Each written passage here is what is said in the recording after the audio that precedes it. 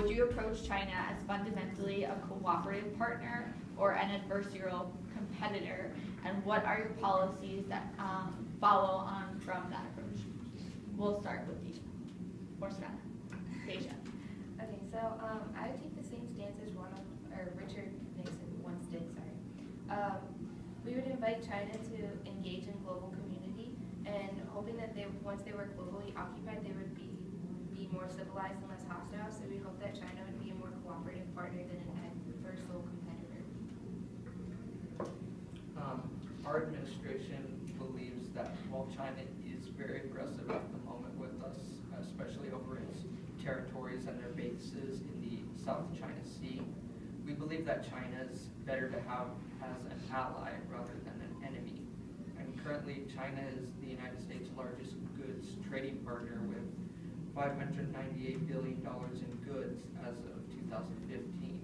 So if we can improve our relations with them, it could better benefit both of our countries rather than being continuously at each other's throats. Des. There's a legislation that was just passed about a week ago stating that we're pulling back from South China Seas as far as any sanctions or anything goes from that form. And so with that being said, my campaign would like to continue with that, but also we would like to state that China will be looked at as a fundamental cooperative partner for the simple fact that we trade in both ways and that they're highly important to our existence. Unfortunately, we do need to branch away from that so that if anything does occur, we don't have to try to be dependent on China for their trading and the stuff that they have made for us, because a lot of stuff that we have says made in China on it. So we would like to branch away from it, but slowly and over a long period of time so that it doesn't seem like we're trying to cause an issue. We're just trying to be more self-dependent than depending on China for goods. Questions? I was just going to add on to what Deja was saying, that I believe we should be allies with China because they're like right next to us. They're one of the biggest countries. Yeah, so we should be allies with them. Okay. Any questions for one another? Great. Okay. How do you plan to address outsourcing, and please explain with specific examples? Brandon, we're going to start with you. Well, I mean, outsourcing it's hard to stop because some companies don't have enough employees to do it.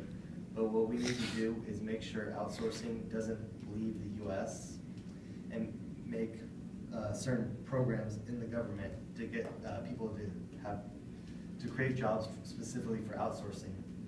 So a company can pay our program their money for outsourcing, basically, which would be which would still be more money than outsourcing in other countries. All right, excellent. Malik? I think that outsourcing should be okay. Just kidding. I think outsourcing should be not okay. Because, yes, outsourcing is when you take your company and make products outside of the country and then sell them here. Our media consistently claims that that there is an education crisis in the United States. What information can you provide to refute this statement, or do you agree with this statement? We'll start with Savannah. We went out of order. What number is that? Number 3. I think that there's many programs that pushes our children to be better, I guess. There's after-school programs that are funded by the government that you can put your children in while you're at work or you just can't make it home on time. And it doesn't stop the learning, so they just like keep learning and it keeps them out of trouble and they're not like home alone, so they won't hurt themselves. And I agree with Mike Rowe, who's the guy on Dirty Jobs, you know who he is, because he says that right now skilled trades are really empty. There are over 3 million jobs that aren't being filled because people aren't going to trade school. They're going to college to pursue their art degree instead. And I feel a sneeze coming, so. It's okay. And I really agree with what he says when he says that's not me saying don't go to college. I'm saying to start your life in the hole with debt, with your art history major, is why we are trillions of dollars in debt. Well, most people blame it on the Common Core system and how that works. But, and with 42 of the 50 states using Common Core system, it definitely makes it kind of a target to be blamed for.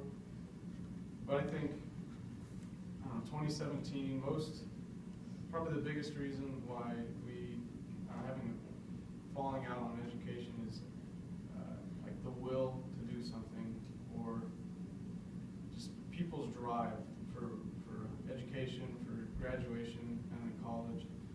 And the parents play a big part of that too, because now we have electronics, and everyone's kind of moving away from being somewhat social in a way.